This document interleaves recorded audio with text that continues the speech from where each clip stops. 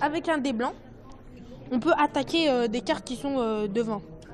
Comme par exemple avec mon infanterie, je vais attaquer la carte de devant. Apprendre l'histoire en s'amusant, ces élèves du collège Elsa Triolet de Vénissieux ont créé un jeu de stratégie à l'occasion du centenaire de la Première Guerre mondiale. Intitulé Gallipoli 1915, il retrace la bataille des Dardanelles.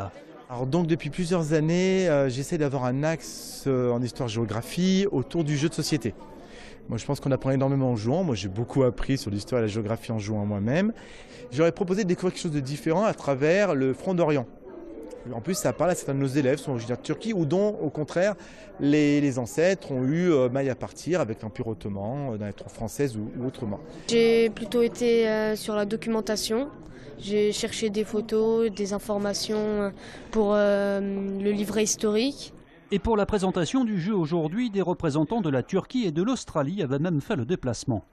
Je trouve que c'est une belle démarche, surtout que cette grande bataille des Dardanelles est très peu connue de la population française.